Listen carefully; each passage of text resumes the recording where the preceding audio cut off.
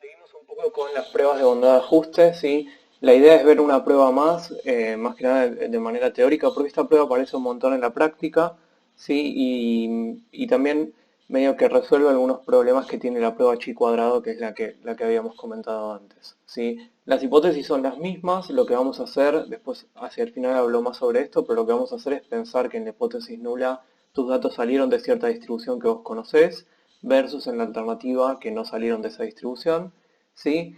Y lo que vamos a tener en mente es que hay algunos problemas con la distribución, con la prueba chi cuadrada de bondad de ajuste.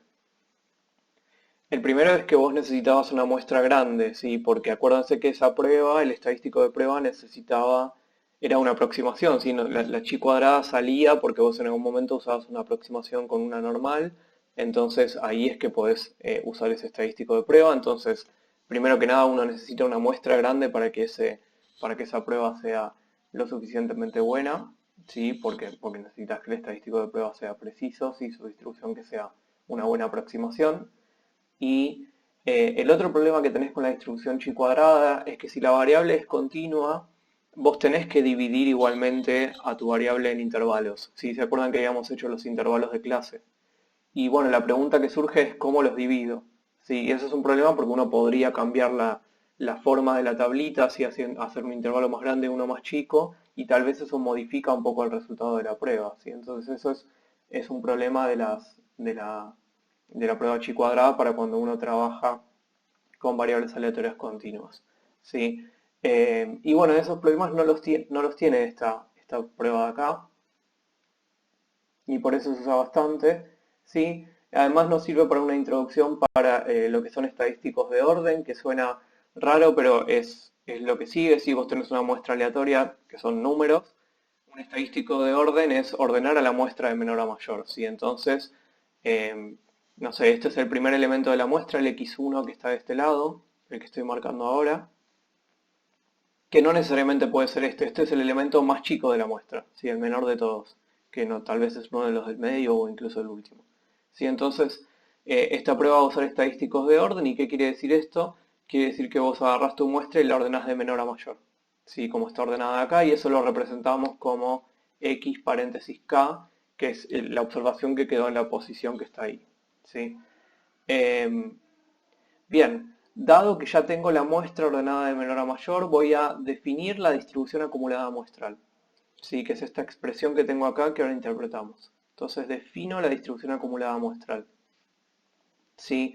La distribución acumulada muestral depende de cuántas observaciones vos tenés, ¿sí? Porque es muestral, si es como el x raya depende de n, y también depende de donde vos lo evalúes, que voy a llamar x a eso, ¿sí?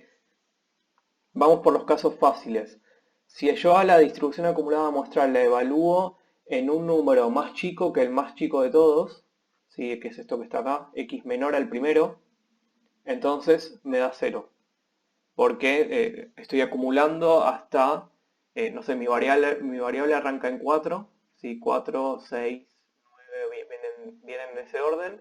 Entonces si yo evalúo la distribución acumulada en 3, no hay nada acumulado hasta ahí, ¿sí? Por eso es que acá vale 0.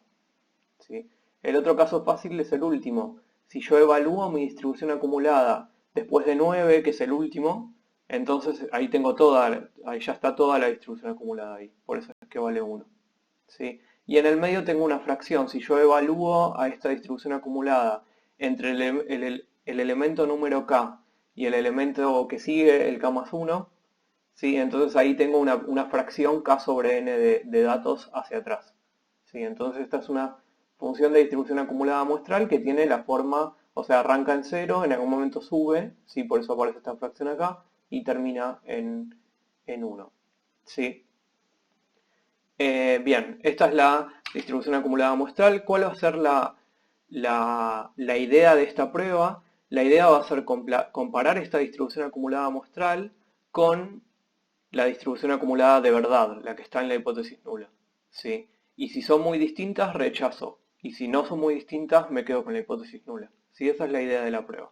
Y eso es lo que va a ser el estadístico de n que está acá definido, ¿sí?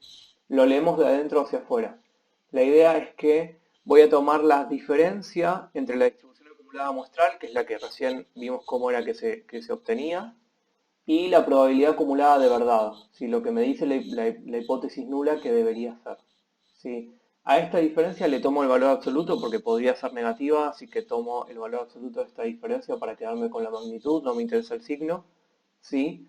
Y bueno, acá hay un montón de diferencias, hay una para cada x, quédate con la más grande. ¿Sí? Entonces, esta es la máxima diferencia posible entre la distribución acumulada de verdad y la que vos pudiste armar con tu muestra. ¿Sí? La idea es la siguiente, vos tenés alguna distribución acumulada, que esta es la que vale bajo la hipótesis nula, f sub 0, y ¿qué más tenés? Tenés que bajo la hipótesis alternativa no, en tu muestra tenés lo siguiente, ¿sí? Una distribución acumulada muestral que va subiendo de esta forma y después termina en el mismo lugar, ¿sí? Siempre arranca en 0 y termina en 1, ¿sí? Esta es la que dibujé con escalones que no pude hacer en colores acá, la que tiene escalones es la muestral, ¿sí? Porque ahí pega saltitos según si sobrepasas algún elemento de la muestra, entonces tiene como escalones. Y lo que vos vas a mirar acá, si esto me deja, bueno, no me deja, lo que vas a mirar acá es la diferencia entre, si esta la miran, es una distancia de esta forma, ¿sí? La diferencia entre la f sub 0 de la hipótesis nula y la muestral, ¿sí? Y esas diferencias hay un montón, acá son distintos valores de x, así que tengo un montón de diferencias, quédate con la más grande de todas, ¿sí? Que es lo que te dice el estadístico de n que vos hagas, ¿sí? Entonces, intuitivamente, si este estadístico es muy grande, quiere decir que en algún momento tu distribución muestral comparada con la de la hipótesis nula son muy distintas, entonces tal vez puedas rechazar la hipótesis nula, ¿sí? Eso es lo que está haciendo esta prueba de acá. Bueno, más comentarios sobre esta prueba. La distribución de este estadístico no depende de f sub 0. Sí, no vamos a hablar de la distribución de este estadístico, eso no importa más que la idea que acabamos de escribir recién. Pero recuerden que en la prueba chi cuadrado vos necesitabas información de f sub 0 para determinar, ¿se acuerdan? P1, P2 y PK, esas salían de la hipótesis nula. ¿Sí? Entonces medio que en la fórmula de la distribución chi cuadrada de ese momento aparecía, en algún momento se me metía la f sub 0. Eso no pasa acá. En esta fórmula, cuando uno calcula la distribución, bueno, acá se metió f sub 0, pero cuando vos ya le tomás el máximo, como que de alguna forma se va y no te molesta tanto para determinar la distribución de n. Sí, eso está bueno. Ahora comento por qué, pero bueno, una idea intuitiva sobre eso. Y bueno, ¿por qué me sirve este último comentario que hice acá? Porque tal vez en algunas situaciones vos querés comparar dos distribuciones.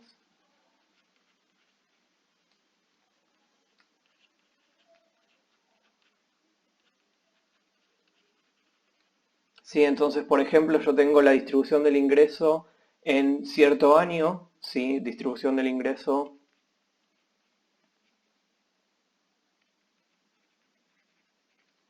en el año 2020, y también tengo la distribución del ingreso en el año 2019. ¿Sí? Entonces, tal vez una hipótesis que yo quiero hacer es, me quiero preguntar si la distribución del ingreso en el año 2020 es igual a la distribución del ingreso en el año 2019, ¿sí? Versus la alternativa de que no son iguales, ¿sí? Y esto lo puedo hacer con esta prueba de acá, ¿sí? Con la chi cuadrado no voy a poder porque